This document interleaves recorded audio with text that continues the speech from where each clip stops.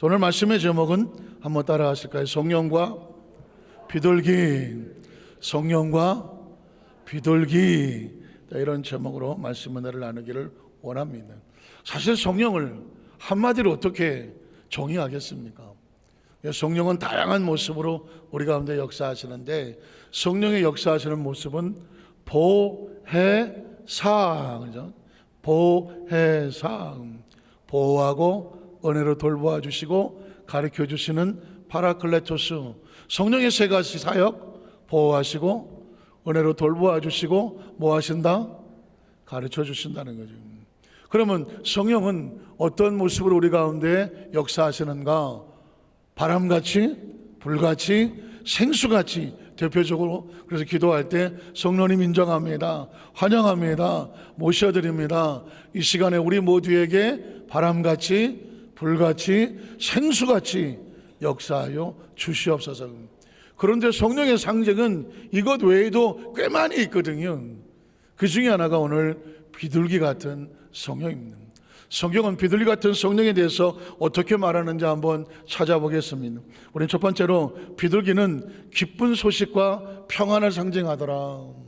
한번 따라 하실까요? 비둘기는 기쁜 소식과 평안을 상징합니다. 창세기 8장 6절을 12절에 보면 이 비둘기가 나옵니다.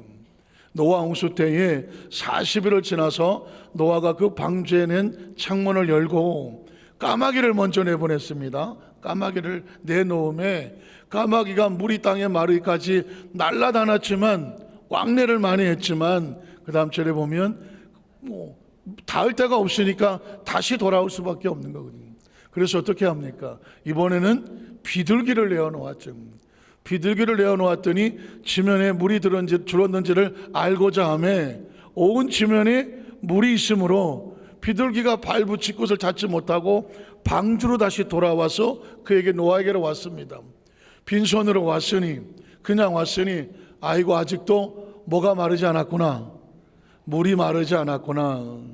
물이 마르지 않았다는 얘기는 아직 살만한 공간과 여건이 없는 거죠. 아직도 하나님의 심판은 진행 중인 거란 말입니다.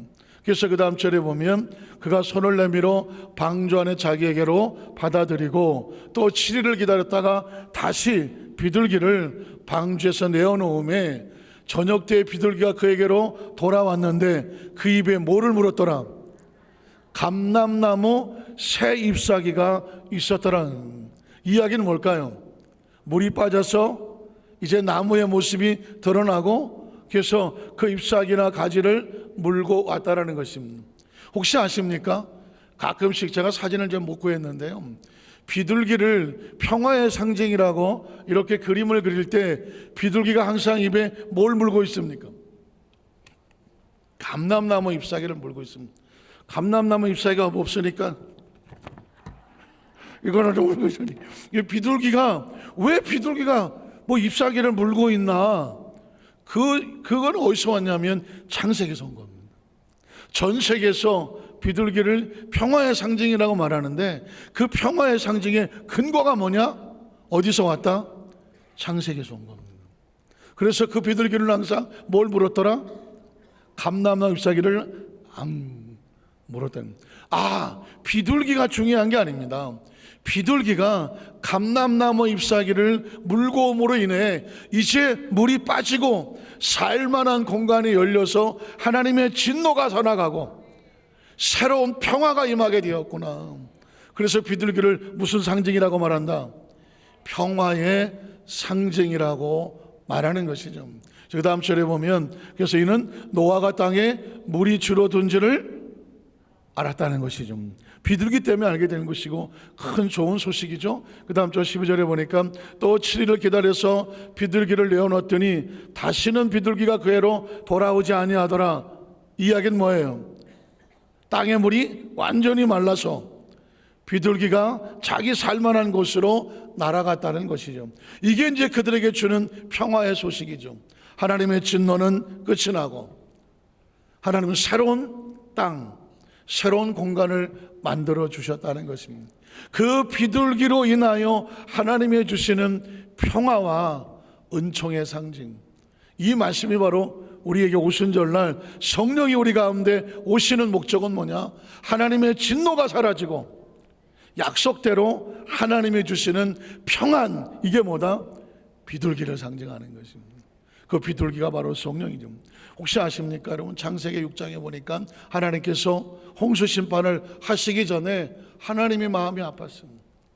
이 백성이 나를 떠나서 나를 버리고 세상의 죄와 짝을 하니 내가 다시는 나의 영으로 이들과 함께하지 아니하겠다고 말했습니다.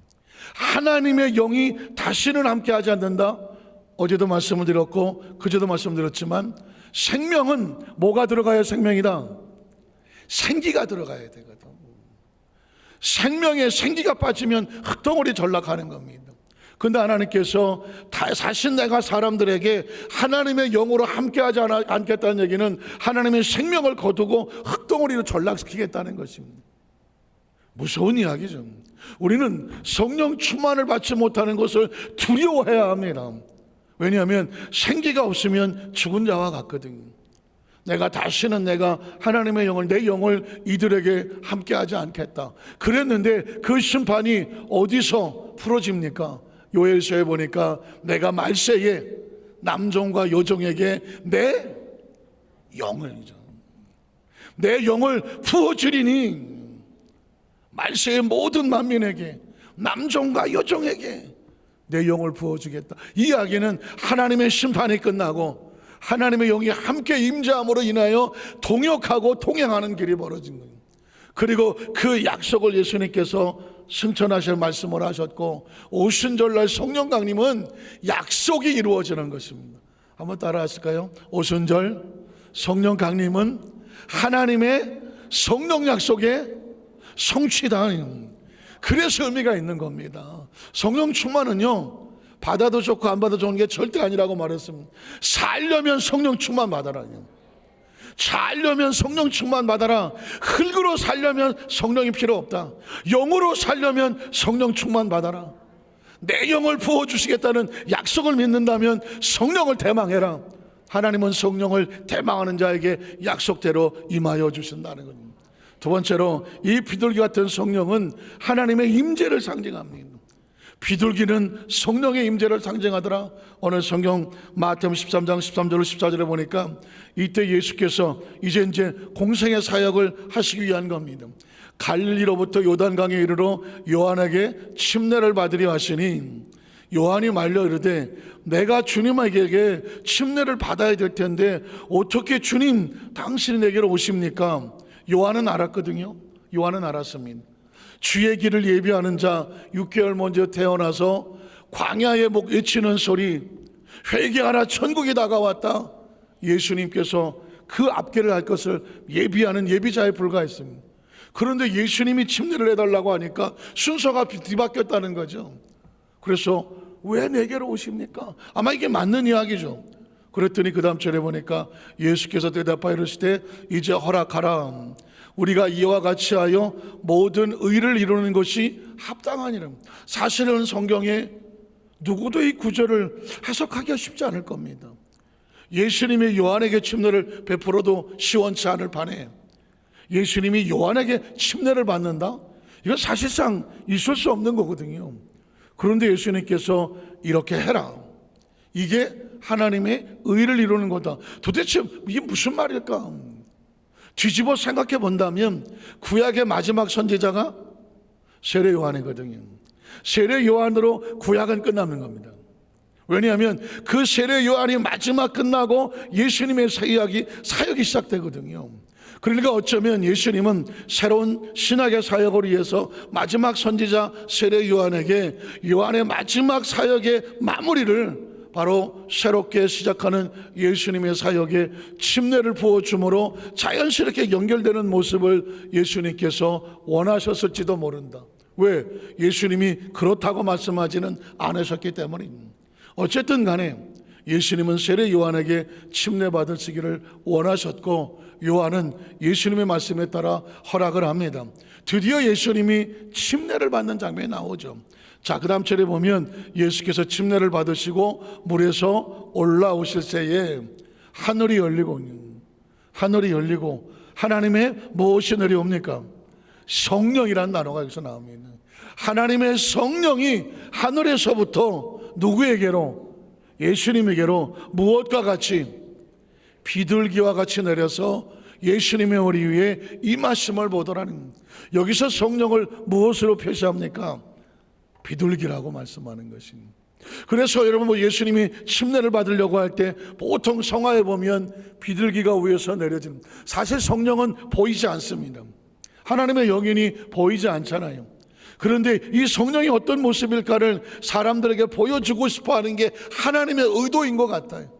하나님을 모르는데 하나님이 보이지 않는 형체인데 하나님을 어떻게 표현합니까? 그래서 신인 동형설이라고 있습니다. 신과 인간을 같은 모습으로 설명을 해주면 인간이 받아들이기가 쉽잖아요. 예를 들어서 하나님이 입을 열어 말씀하시되, 그러면 하나님이 입이 있겠습니까? 하나님이 입이 있겠느냐고, 우리처럼요. 그러나 그분의 음성을 들렸을 때 인간은 뭘로 말을 합니까? 입으로 말을 하죠. 그러니까 하나님이 입을 열어 말씀하시되 그러면 하나님께서 우리처럼 말씀해 주시는구나. 너희가 말하는 것을 내가 내 귀로 다 듣는다. 그러면 하나님이 귀가 있겠습니까? 영이 무슨 입이 있고 귀가 있겠습니까?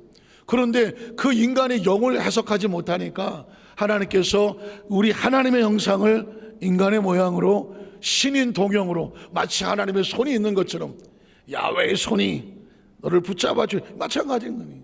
이런 식으로 했거든요. 하나님의 발이 짓밟으리라. 이런 얘기는 뭐냐면 우리에게 이해를 도우려고 하는 거거든요.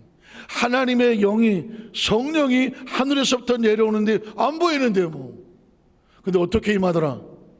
비둘기가 하늘에서 내려와서 앉는 것처럼 임하시더라.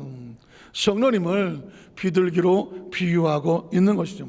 자, 그 다음 절에 보면 그리고 하늘로부터 소리가 있어서 말씀하시되 이런 내 사랑하는 아들이요 내 뭐하는 자다, 기뻐하는 자다. 어쩌면 이 구절은 굉장히 중요합니다. 또 나중에 나오겠지만 예수님께서 나는 마음이 온유하고 겸손하다 라는 말을 할 때 그 온유한 심령의 상징이 뭘까요? 비둘기거든요. 그래서 성령 역사에 보면 불같은 뜨겁게 성령을 받으시는 분도 있고, 어떤 사람은 아주 시원하게 받으시는 분도 있고, 어떤 분은 막 떼굴떼굴 굴르면서 막 통에 자복을 하고 막 그동안 먹었던 걸 다 토하기도 하고 막 별의별 현상이 나타나고, 어떤 사람은 성령 받는데 그 안에 아주 꿈틀거렸던 막 귀신이 떨어져 나가기도 하고, 어떤 사람은 그 안에 가슴속에 쓴물들이 다 빠져나가며 통곡을 하고 마음의 평안을 찾기도 하고, 성격이 포악하고 아주 무서웠던 사람이 성령을 받고 나거나 아주 부드럽고 따뜻해지기도 하고. 성령은 사람의 존재를 바꾸는데 불같은 성령으로 뜨거워지는 경우도 있지만, 비둘기 같은 성령은 그 성령을 거친 마음을 위로해달라는 부드럽고 따뜻하게 역사하시는 성령의 모습을 바로 비둘기 같은 모습.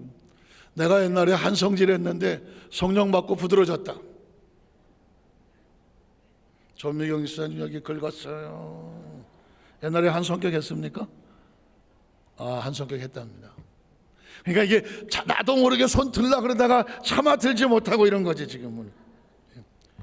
얘기해봐요. 내가 옛날에 진짜 한성질 했는데 성령 받고 부드러워졌다. 권사님도 한성질 하셨어? 사실은 이제 제가 이야기하는 건 어제도 살짝 얘기했지만 저는 성령을 받고 기대했어요. 왜냐하면 부흥사 목사님들도 그렇고 또 성령 받은 먼저 받은 성령님들 선배들도 얘기하는 걸 들어보면 막 불이 와서 막 뜨겁고 막 그냥 한겨울에도 막 열이 나고 어떤 분은 떼굴떼굴 불러갖고 그냥 2시간 3시간 막 기도하다 보니까 다 가고 혼자 남았더라고.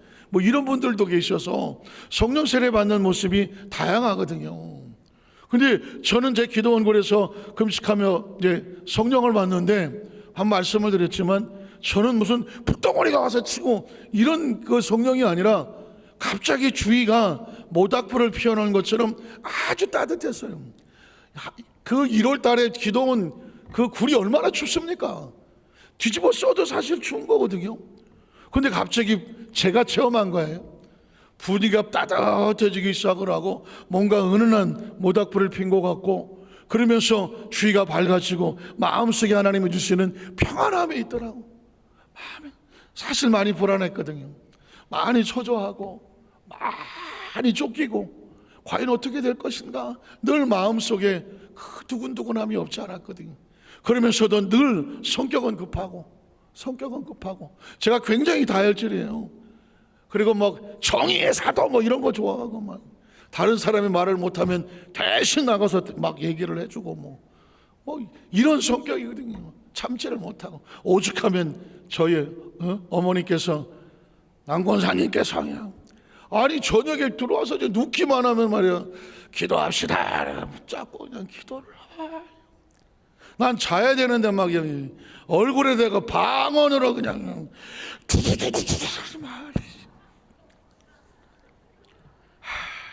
정말 내가 효자긴 해서 내가 다 얻어맞기는 하는데 견디다 못해서 그만해요 좀.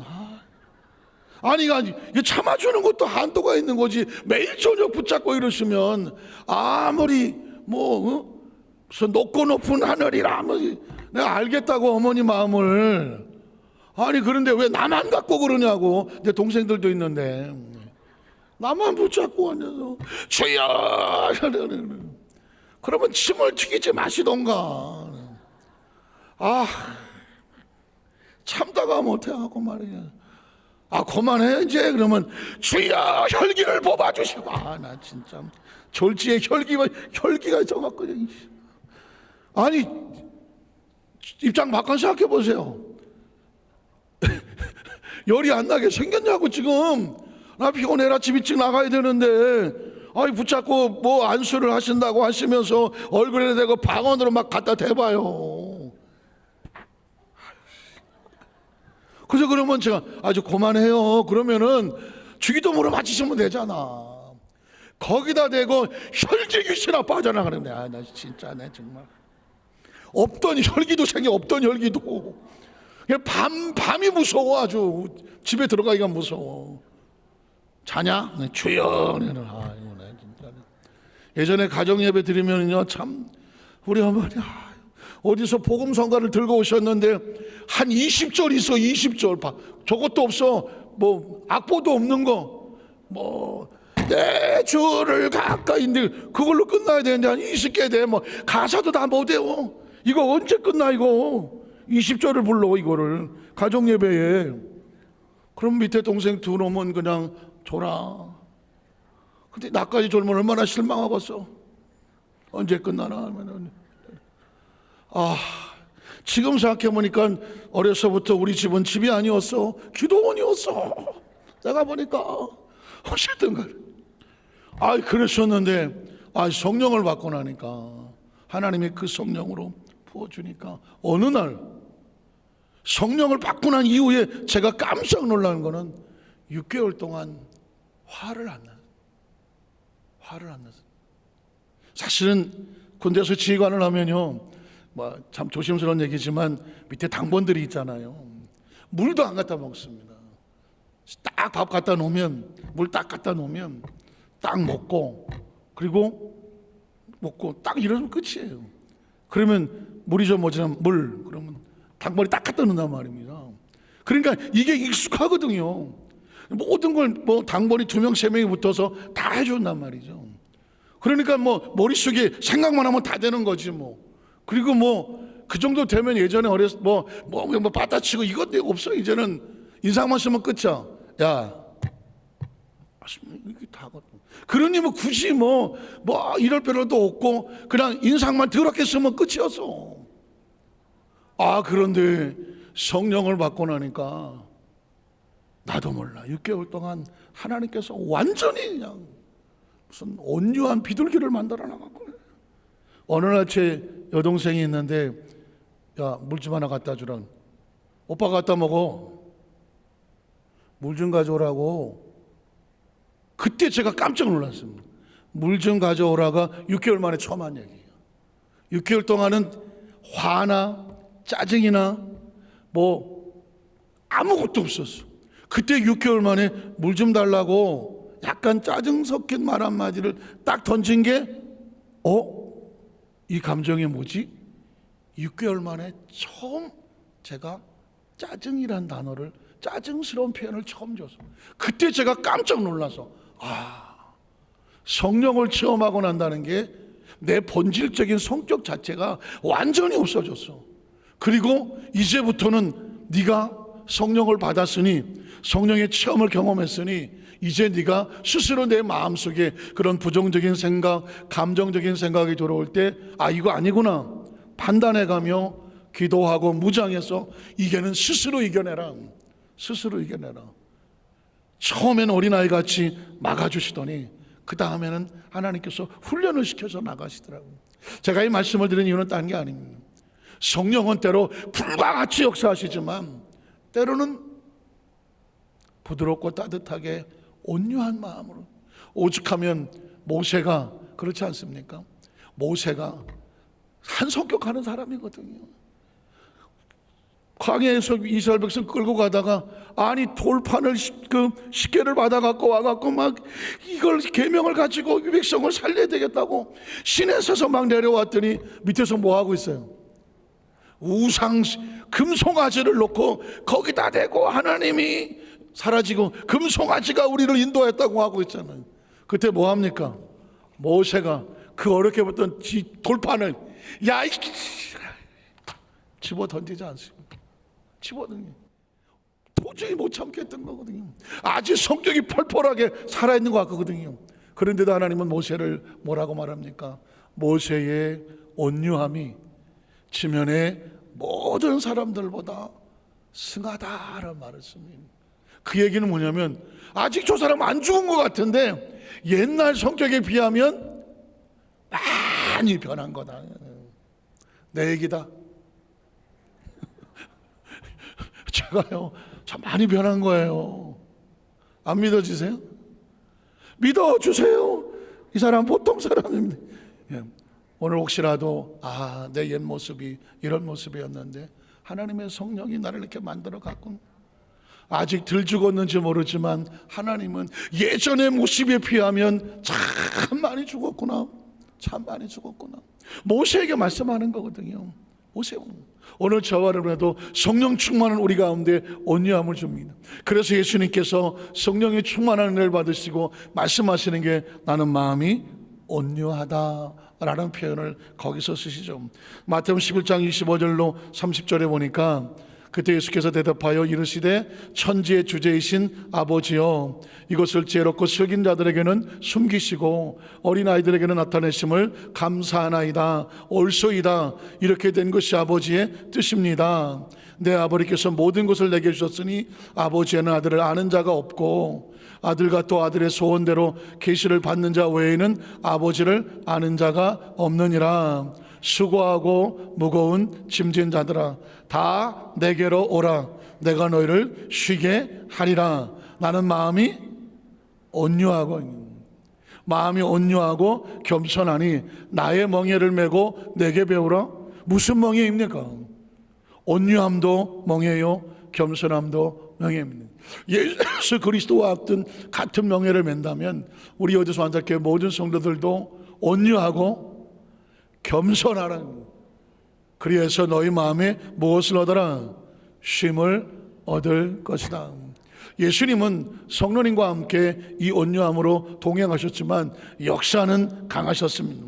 마태복음 12장 28절에 보니까 그러나 내가 하나님의 성령을 뭐해서 힘입어서 무엇을 쫓아냅니까? 귀신을 쫓아내는 것이면 하나님의 나라가 이미 너희에게 임하였다고 말합니다. 마음이 온유하신 분이 귀신 어떻게 쫓아냅니까?